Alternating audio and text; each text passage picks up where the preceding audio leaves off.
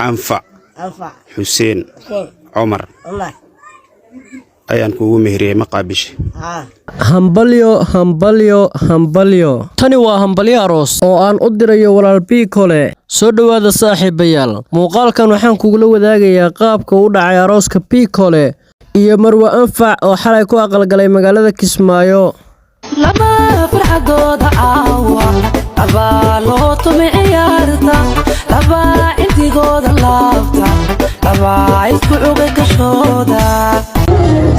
wiilkan caawa waa halyayloba waa bindalad hooda gaaralaho utumayeelada irwada dhaantada utumayeelada irwada dhaantada utuma أنفع حسين عمر ayaan kuugu meheriyay maqaabish meherkeedu yahay 250 maqaabish أنفع حسين عمر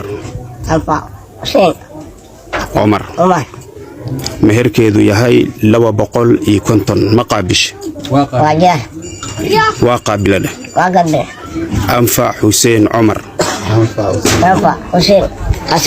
حسين عمر meherkeedu yahay 250 maqaabish waa qaabilada fatahadin Umar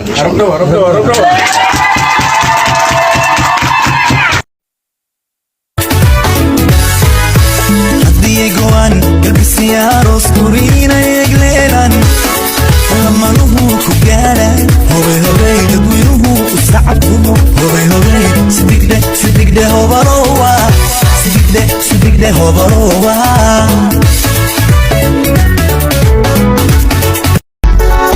hello helele wa helele wa oh hello helele wa helele wa halkanaynu joogno ilaa galmudug ina yahay hambalyaha kaaga timid halkanaynu joogno ilaa gurceel ina yahay hambalyaha kaaga timid halkanaynu joogno ilaa gaalkacyo ina yahay hambalyaha kaaga timid